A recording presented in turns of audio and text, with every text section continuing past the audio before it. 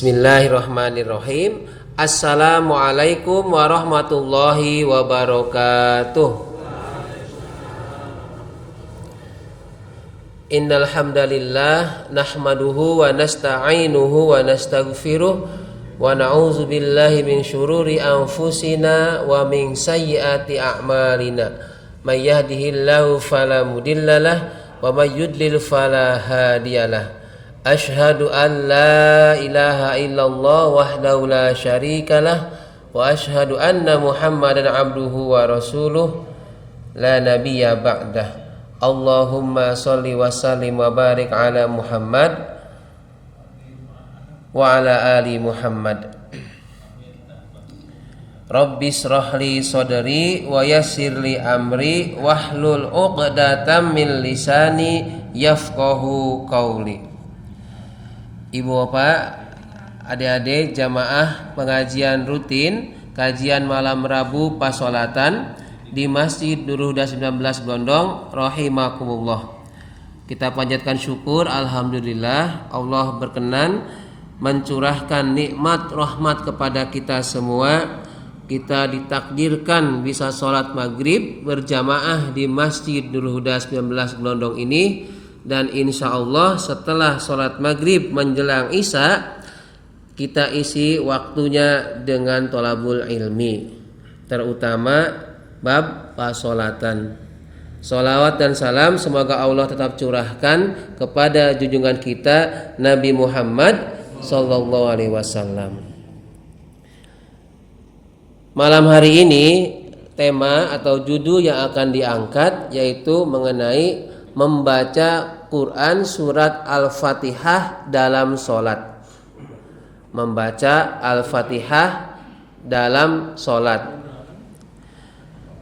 Ini pertemuan ke-272 hari Selasa tanggal 23 Juni 2026. Ini 2024 ini. 2026 ya. Berarti beberapa pertemuan lagi 300 ya, masih ada 208 lagi. Kenapa kok tema ini diangkat kembali atau dibahas, kita kaji ulang? Karena saking pentingnya mengenai membaca Al-Fatihah ketika sholat, baik itu sholat fardu maupun sholat sunnah. Tidak bisa kalau sholat fardu itu membaca Al-Fatihah, kemudian pas sholat sunnah tidak usah membaca Al-Fatihah. Tidak. Dua-duanya sholat fardu maupun sholat sunnah berjamaah ataupun sendirian munfarid tetap harus membaca surat Al-Fatihah.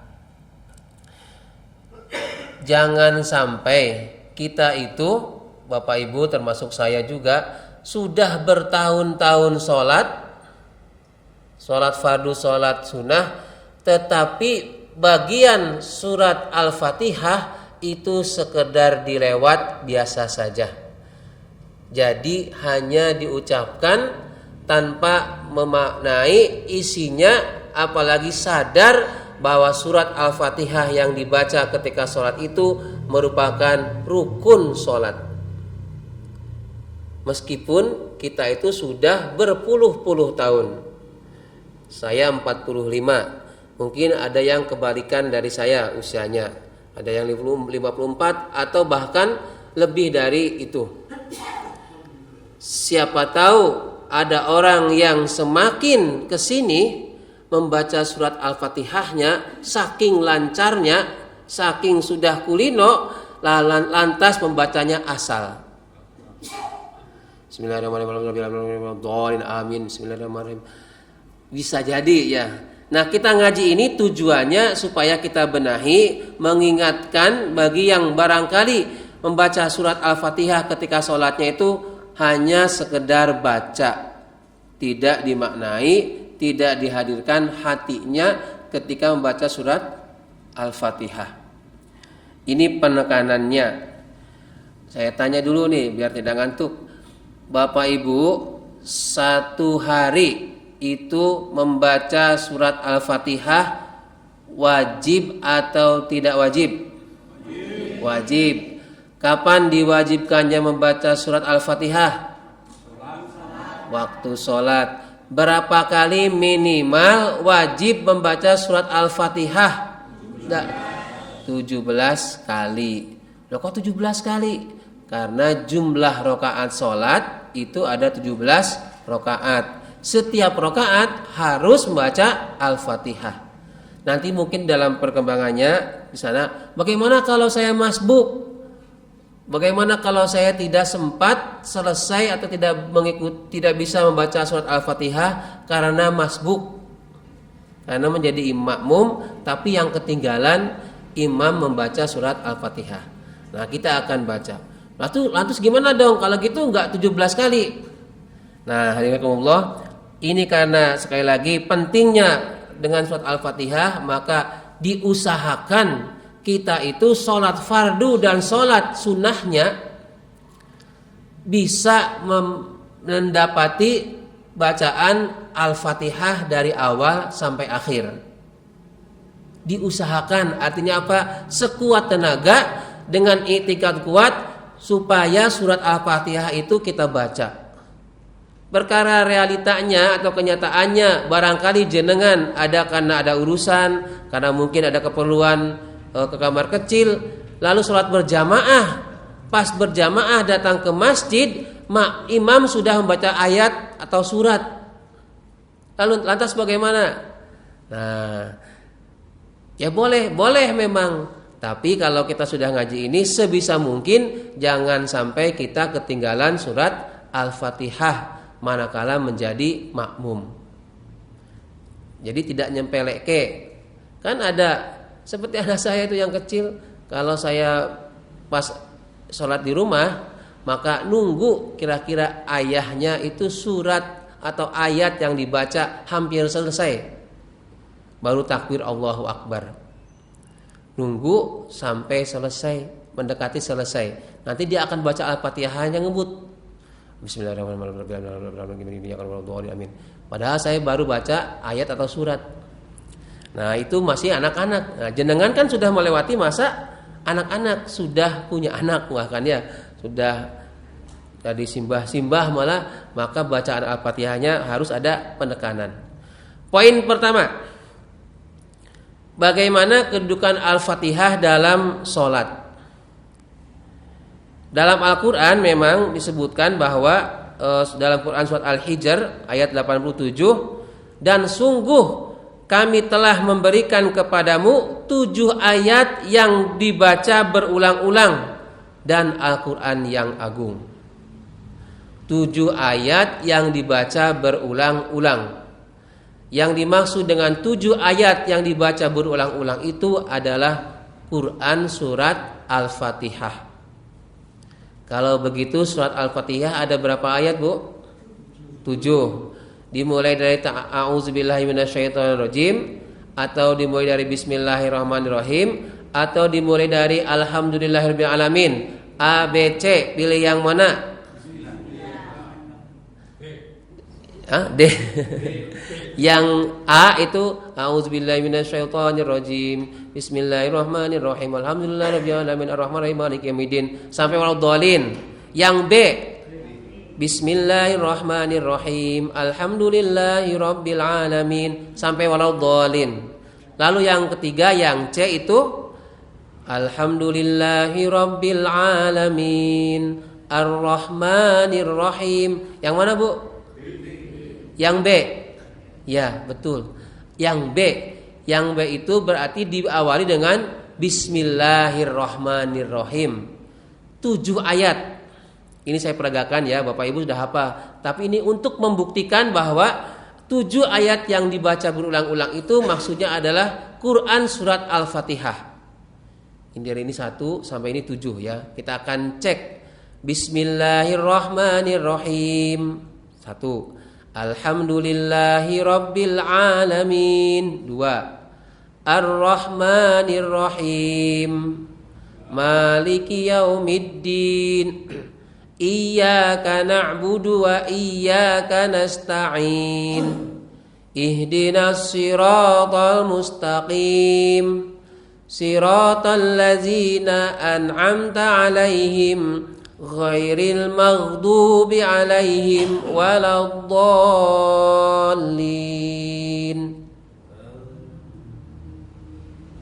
Ada berapa ini? 7. Jadi mulai dari bismillah sampai waladdallin itu 7 ayat. Dia dibaca berulang-ulang. Ini ditekankan dalam Quran surat Al-Hijr ayat 87. Kalau Buya Hamka misalnya atau Ibnu Katsir sendiri itu membuat kitab membahas khusus tentang surat Al-Fatihah. Khusus bahasan mengenai surat Al-Fatihah. Ada yang misalnya Buya Hamka itu Samudra Al-Fatihah, dan ulama-ulama lain khusus menyusun mengarang kitab mengenai surat Al-Fatihah dari sudut pandang artinya, maknanya, asbabun nuzulnya, kemudian makna filosofisnya, dari segi tajwid, i'rabnya, itu banyak. Nah, kita itu intinya dalam Al-Fatihah ketika sholat itu adalah bacaan surat Al-Fatihah dari Bismillahirrahmanirrahim sampai waladdallin. Apakah harus bisa paham artinya? Tidak harus. Apakah harus tahu susunan katanya? Maksudnya secara i'rab, bismillahi, ba itu harfu jar, Allahi majrur karena ada harfu jar. Enggak harus begitu ya. Nanti kalau misalnya diwajibkan Bapak Ibu paham bismillahirrahmanirrahim sampai waladdallin dari segi nahwunya, sorofnya, repot.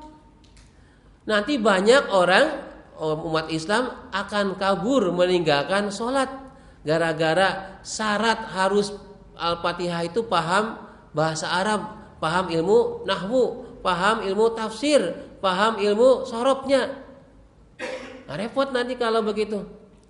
Maka setidaknya jenengan hafal bacaan ayat-ayat surat Al-Fatihah. Nah, keterlaluan kalau nggak hafal. Nah, belum tentu ya. Tidak semua orang itu paham bisa baca Al-Fatihah secara benar. Ini mohon maaf ini ya. Dulu ini ada menteri di zaman Orde Baru ya. Itu dari mulai Bismillahirrahmanirrahim harusnya apa? Alhamdulillahirabbil alamin gitu kan? Ini enggak. Bismillahirrahmanirrahim, Ar-Rahmanirrahim, Maliki Yaumiddin. Alhamdulillahnya kelewat. Itu bukan apa tujuannya menghina ayat, bukan, tapi saking groginya. Tapi ini bukan lagi sholat ya, sedang apa sambutan. Bismillahirrahmanirrahim, Ar-Rahmanirrahim, Maliki Yaumiddin. Nah, jadi Al-Fatihah. Bismillahirrahmanirrahim, Ar-Rahmanirrahim. Ah, kelewatan. Kenapa kok langsung Ar-Rahmanirrahim? Karena ujung kata Ar-Rahim, Bismillahirrahmanirrahim. Nah, itu kan Alhamdulillahirabbil alamin, Ar-Rahmanirrahim. Nah, sama mirip-mirip, langsung ke Maliki Yaumiddin. Jadi alhamdulillahnya kelewatan, Ar-Rahmannya kelewatan. Itu ada yang tahu namanya siapa? Menteri siapa? Menteri yang kalau bilang biasanya menurut petunjuk Bapak Presiden. Nah, itu beliau pernah keceplosan membaca surat Al-Fatihahnya kelewat 1 ayat. Mesti Bapak Ibu paham semua ya kan di sini, kecuali Mas Irfan ya. Mas Irfan gak bakal tahu. Kan kalau zaman saya itu menteri-menteri hafal. Menteri Dalam Negeri Rudini, Menteri Luar Negeri Ali Alatas, Menteri Batubara, ada ya? Kosmas Batubara berarti apa? Nah, itu ada sampai Menteri Olahraga Akbar Tanjung ya, Menteri Ristek B.J. Habibie, hafal. Jaksa Agung Singgih, dulu hafal. Nah, saiki paling yang kenal Mas Bahlil Ganteng ya. Itu pun terkenal bukan karena prestasinya ya, karena sesuatu yang nggak baik ya. Nggih. Nah, beda-beda zaman, beda-beda menterinya. Coba aja dari sekian ini, siapa menteri yang jenengan hafal? Saya aja yang hafal hanya Menteri Pendidikan dan Menteri Agama. Itu Menteri apa, Pak Halil? Menteri SDM ya. Menko apa Menteri itu? Oke. Ya udah urusan mereka ya.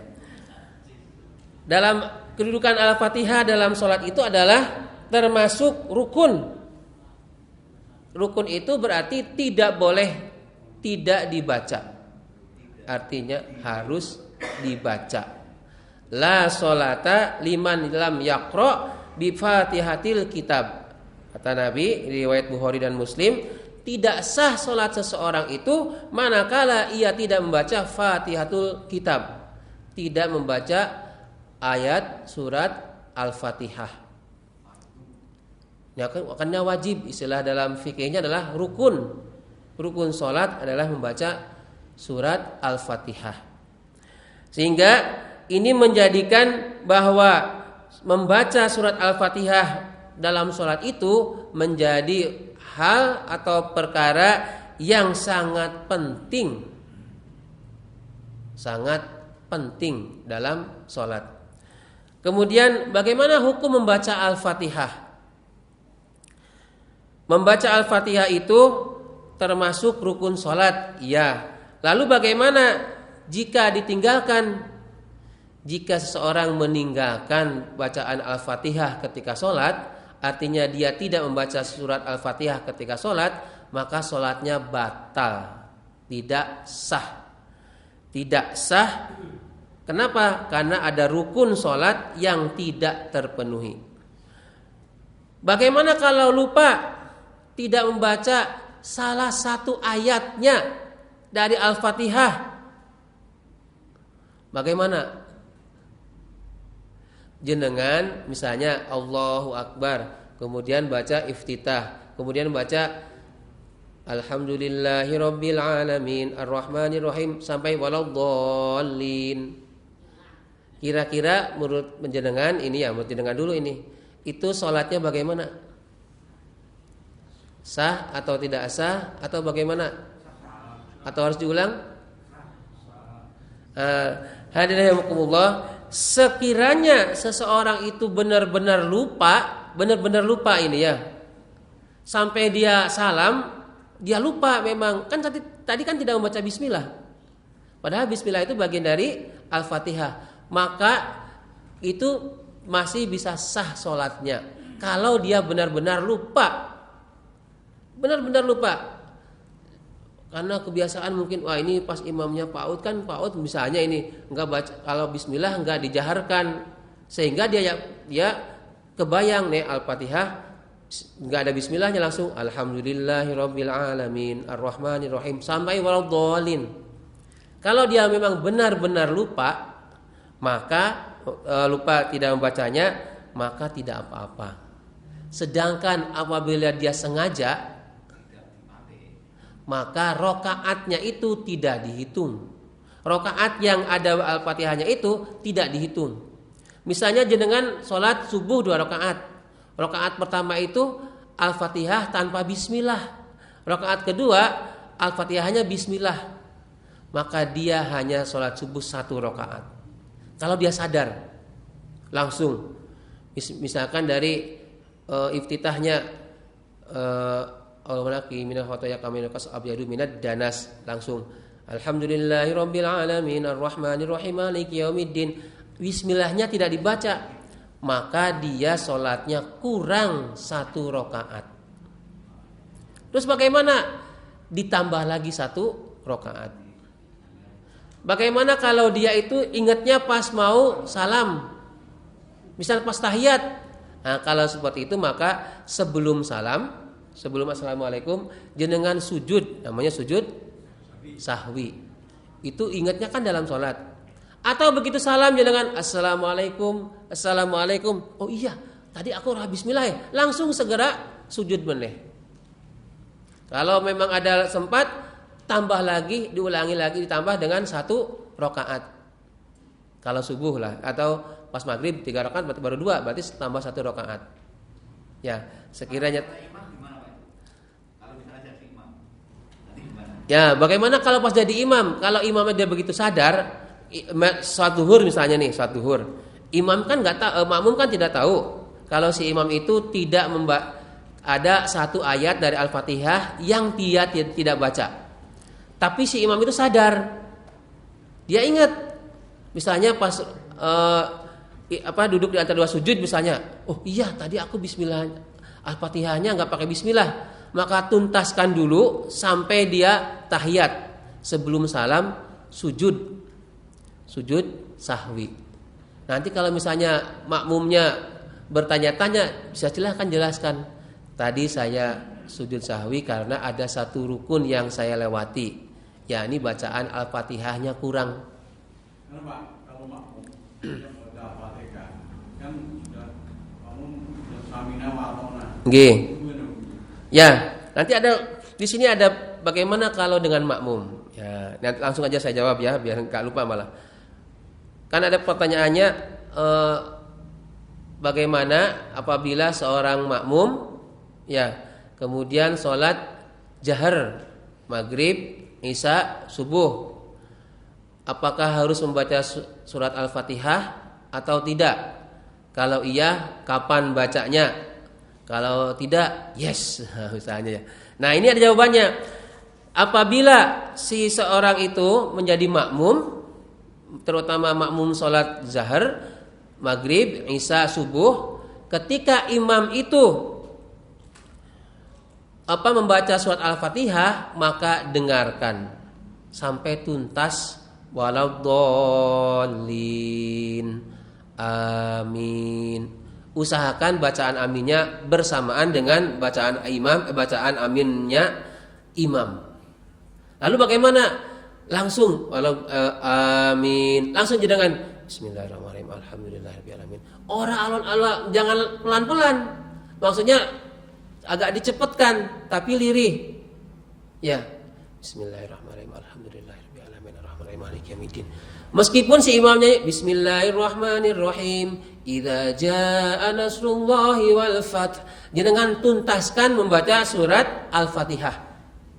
Itu yang menurut pendapat yang pertama. Saat imam diam setelah Al-Fatihah, ada jeda sesaat ataupun tidak ada, jenengan tetap baca surat Al-Fatihah. Seandainya kok tidak ada jeda antara amin dengan bismillah ayat berikutnya atau surat berikutnya, maka membaca ketika imam membaca surat setelah Al-Fatihah. Jadi begitu waladdallin, amin, imamnya langsung bismillahirrahmanirrahim, inna. Nah, jangan langsung bismillahirrahmanirrahim bersamaan, alhamdulillahirabbil alamin, arrahmanirrahim, maliki yaumiddin. Agak dipercepat supaya jangan sampai ketinggalan ya, atau tidak cukup waktunya membaca surat Al-Fatihah, supaya berpas atau ada waktu luang imam membaca ayat atau surat setelah Al-Fatihah. Lalu yang ketiga, jika imam terlalu cepat dan makmum belum selesai, umpamanya ini imam begitu selesai waladdallin, amin, bismillahirrahmanirrahim, inna a'tainakal kautsar fasholli rabbika wanhar, inna syani'aka huwal abtar. Lah jenengan baru bismillahirrahmanirrahim, arrahmanirrahim, imamnya sudah Allahu akbar, ruku, maka jenengan ikuti ruku. Kalau imamnya sabihis atau hal-hal gimana? Kalau misalnya malah turun, malah jenengan bisa mendengarkan bacaannya imam, ayat atau surat yang dibaca imam setelah Al-Fatihah. Nyimak ya. Boleh juga menirukan, boleh, tapi jangan sampai suaranya mengganggu imam. Imamnya baca sabihis, jenengan juga baca sabihis, malah suaranya lebih kencang. Nanti imam itu akan terpengaruh. Imamnya ada dua nanti ya, dan itu bisa mengganggu konsentrasi ya. Mungkin tanya ke imam-imam ini yang biasa jadi imam. Itu kalau ada makmum anak kecil, kita baca Al-Fatihah, kalau anak kecil kan hafal, suka niru-niru, itu aslinya itu mengganggu imam. Arabnya neni lah lagi sholat Arab menang kok malah si anaknya ikut-ikutan diam, malah heran ya. Ya memang usahakan jangan sampai suara bacaan sholat kita itu terdengar oleh imam. Jadi ada 3 ya. Jadi jawaban dari pertanyaan tadi dari Pak Is tadi, bagaimana kalau menjadi makmum? Nah, tadi boleh membaca surat Al-Fatihah di antara jedanya imam setelah waladhdallin dengan ayat, atau bersamaan dengan imam ketika membaca ayat atau surat, atau sekiranya jenengan itu membaca surat Al-Fatihah tapi waktunya belum cukup, keburu imamnya ruku, maka ikuti ruku. Jangan nuntaskan Al-Fatihah. Jadi imamnya sudah misalkan ayat yang pendek, inna syani'aka huwal abtar, Allahu akbar, jenengan baru iyyaka na'budu wa iyyaka nasta'in ihdinas siratal mustaqim. Ininya sudah sami Allahu liman hamidah, jenengan sudah ketinggalan satu rukun, maka salatnya tidak sah. Karena ketinggalan satu rukun itu berurut-urutan. Ya. Jadi jangan sampai mengutamakan Al-Fatihahnya tapi ruku dengan imam karena dia sebagai makmum ditinggalkan. Hati-hati nih, jangan egois, makanya ya jadi makmum jangan egois. Kan mungkin ada juga bahkan yang sunnah, misalnya ini terutama pas bagian sujud ya. Pas bagian sujud, imamnya sujud, terus si makmum sujud, imamnya selesai, makmumnya masih sujud. Jadi imamnya, makmum itu kepiye tuh? Yang jadi makmum itu harus ngikuti imam. Jangan protes. Kan waktu sujud itu adalah waktu terdekat antara seorang hamba dengan Tuhannya. Jadi saya berdoa. Ya silahkan, tapi ingat posisimu, statusmu itu sebagai makmum. Maka ikutilah imam. Apalagi misalnya imamnya sudah Assalamualaikum warahmatullah, Assalamualaikum warahmatullah, ini masih asik, masih Allahumma sholli ala Muhammad wa ala ali Muhammad. Temannya sudah, misalkan ada yang musab wajahnya, ada yang ngajak salaman, masih sholat ternyata ya misalnya. Itu malah repot ya. Ikuti, jangan sampai jauh jaraknya, jeda dengan imam. Imam Allahu Akbar, ikuti Allahu Akbar. Kalau panjangkan sujudnya Pak, kalau sujud terlalu lama, Nggih. nanti ada doa-doa yang lain, nambah doa-doa yang lain. Soalnya ruku kok sampai subhanallah itu sampai 9 kali. Nggih. Itu bagaimana? Apa misalnya doa yang lain itu dimasukkan kok boleh? Padahal kalau sholat itu kan sudah ada ketentuannya. Nggih. Bagus. Bagaimana kalau ada misalkan jadi makmum ya, terus imamnya kok lama banget, yang dibaca apa toh? Ya mungkin dia membaca bacaan tasbih tapi diulang-ulang. Bisa jadi ya. Nah, makanya menjadi seorang imam itu diantaranya tidak boleh menzolimi makmum. Di antara bentuk menzolimi makmum itu adalah si imam membaca bacaan yang terlalu lama, yang dianggap lama oleh makmum, meskipun bagus bacaannya. Kemarin ada yang konten Pak Jamaah itu kalau sujud itu terlalu lama dia kena vertigo. Nah, terus katanya kalau misalnya sujud lama itu pusing sekali. Tolong dikasih tahu imamnya, tapi saya enggak, kapasitas saya enggak mau, saya hanya ben. Ya. Ya kita ini ya enggak bisa menyalahkan si imamnya atau membela yang si makmum. Kalau memang sekiranya si makmum itu ada kendala secara personal, dia itu enggak kuat dengan sujud yang lama, maka utamanya dia adalah sholat sendiri supaya mengukur dirinya, tahu sendiri dia sujud bisa lebih cepat atau lebih lama. Kalau imamnya enggak, jadi imamnya biar gitu. Jadi imamnya enggak ngomong makmum gitu. Nah imamnya makanya apa? Imamnya pun harus ngomong makmum, diantaranya sadar, ini saya tuh jadi imam loh. Jadi imam meskipun dia hafal bacaan sujudnya yang panjang, lama. Nabi itu kan sholat sujudnya lama, berdirinya, duduknya, rukuknya, sujudnya itu sama seperti berdirinya Rasul. Dilihat dulu itu hadis Rasul yang sedang sholat sunnah malam. Sendirian. Kalau pas sholat berjamaah, Rasul itu mewanti-wanti supaya bacaannya yang pendek. Dulu pernah saya sampaikan di bab surat-surat yang biasa atau masih layak ya wajar dibaca oleh makmum, oleh imam. Al-Lail itu masih standar itu. walaili idza yagsa atau wasyamsi, kemudian wadduha, itu standar. Kalau sampai ada yang memprotes surat, wah imam kailo mesti paut baca ad-duha. Oh suwen. Berarti dianya yang kurang ya. Kalau misalnya katanya sir Pak, terus itu ada jamaahnya apa sampai itu bagaimana? Ya. Nah, saya kan sebagai imam tahu ini, oh ini makmum saya tidak nyaman kan gitu. Ya tapi sayangnya kan tidak semua imam ada yang sepeka itu ya. Ada dalam pengajian saya juga kan, Bapak Ibu tolong kalau kira-kira sudah 5 atau 2 menit lagi ada yang dehem, saya nggak bakal tersinggung karena itu sebagai kode ya. Nah, kan ngomong terus itu kadang lupa waktu ya. Nah bagaimana kalau pas jadi imam tadi, maka jadilah imam yang tidak menzolimi makmum. Bacaan yang biasa, yang penting memenuhi syarat sah atau rukunnya. Baca, tapi jangan terlalu cepat juga. Karena kalau ruku ya standar ya, meskipun agak relatif ya. Bacaan subhan rabbiyal a'la, subhan rabbiyal a'la, subhan rabbiyal a'la, itu wajar. Subhan rabbiyal a'la, subhan rabbiyal a'la, subhan rabbiyal a'la, misalnya gitu. Atau satu kali pun boleh, subhan rabbiyal a'la.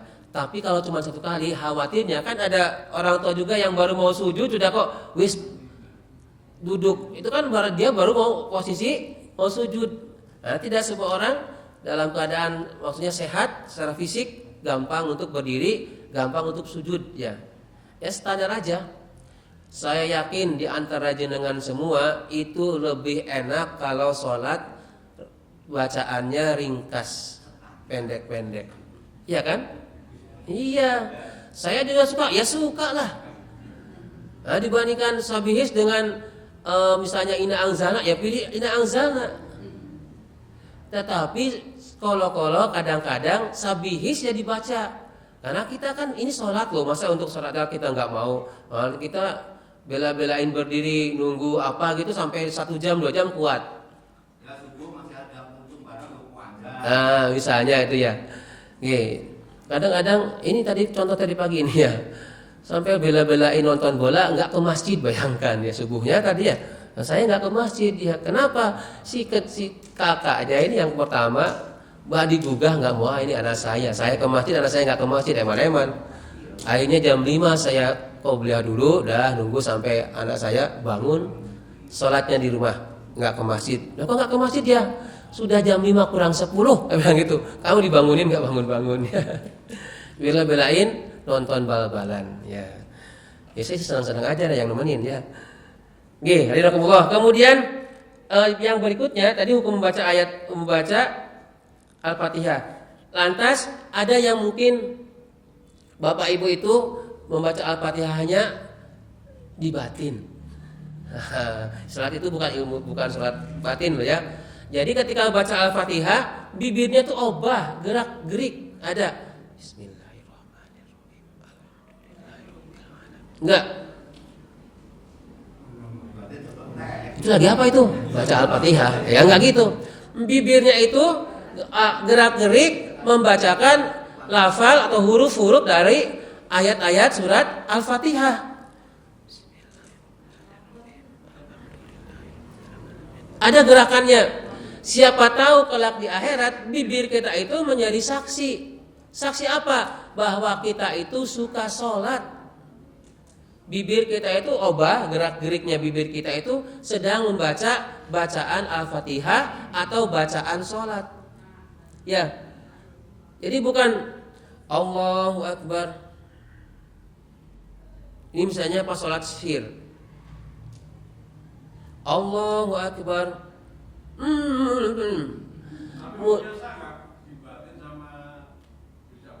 Apanya? Ini dalam ini ya, dalam kitab Safinah disebutkan. Jadi syarat surat Al-Fatihah itu adalah digerakkan bibirnya itu menggerakkan huruf-huruf surat ayat-ayat dalam Al-Fatihah. Ya kan namanya membaca itu berarti kan ada gerakan dari bibir ya. Ya, kecuali kalau membaca hening itu misalnya saya membaca tuh. HP dimatikan jika di dalam masjid. Saya nggak usah bunyi pun, tapi matanya kan melihat, baca itu. Nah, surat Al-Fatihah yang dalam atau bacaan sholat itu bibirnya gerak-gerik, ada gerakan bibirnya, begitu ya. Khusus sholat ya, qomat kamit ya, tapi qomat kamitnya bukan jampe-jampe harupat ya, tapi bacaan sholat. Ini jangan sampai ada lagi nih dalam kitab yang gampang lagi ya, yang Sapinah, syarat dari Al-Fatihah itu adalah adabul lahni mukhilla bil makna, yakni tidak lahan atau tidak salah baca. Misalnya an, harusnya kan an, kalau amta itu salah sudah. Rabbil alamin dengan Rabbil alamin itu beda. Alhamdu dengan alhamdu sudah berbeda, lahan namanya. Jadi salah baca, kemudian apa? Salah makna. Lah gimana Pak Uud? Saya kan belum bisa bacanya. Kalau belum bisa berarti belajar baca. Al-Qarinah sama Al-Qarinah. Ya. Lain kok sama. Oke. Beda kalau dari segi bacaannya ya. Dan artinya pun berbeda. Tetapi itu dimaklumi karena ada lidahnya. Meskipun itu bisa diubah ya. Orang-orang mungkin sebagian itu ada yang membacanya al-qari'ah dari al-qaringah, al-fatihah ya. Kalau bisa sebenarnya bisa dirubah menjadi bacaan seperti makharijul hurufnya yang benar. Al-qari'atu mal-qari'ah, al-qaringah mal-qaringah misalnya. Ya, itu bisa diubah, dipelajari, diubah sedikit demi sedikit bisa. Wah, saya gimana sudah dari dulu. Ya, kalau memang sudah susah dirubah ya sudah. Kalau sami Allah kan mendengar, Pak. Kalau sami ngalok bagaimana? Nah, beda nih sami huruf ang itu enggak ada dalam Al-Qur'an. Dalam huruf hijaiyah itu kan hanya ain. Sami Allahu liman hamidah. Tapi kan di sini atau beberapa tempat sami Allahu liman hamidah ya, karena itu di ininya.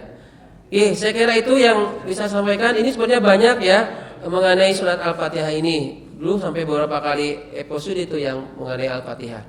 Ini mengingatkan kembali betapa pentingnya membaca surat Al-Fatihah ya. Cukup ya, tidak usah ada pertanyaan karena waktunya atau mau buat. Oh iya, saya mau ambil cuti. Jadi Selasa depan itu belajarnya libur dulu ya. Jadi saya ambil cuti per Senin. Hari Senin saya cuti mau hiburan ya. Kan liburan sekolah juga gurunya juga pengen libur ya. Kalau libur berarti MBG-nya enggak dapat ya. MBG udah libur sekarang. Saya kira itu yang bisa saya sampaikan, mudah-mudahan bermanfaat. Mari kita akhiri dengan bersama-sama membaca doa kafaratul majlis. A'udzubillahi minasyaitonirrajim. Bismillahirrahmanirrahim. Subhanakallahumma wa bihamdika asyhadu an la ilaha illa anta astaghfiruka wa atubu ilaik. Alhamdulillahirabbil alamin. Assalamualaikum warahmatullahi wabarakatuh.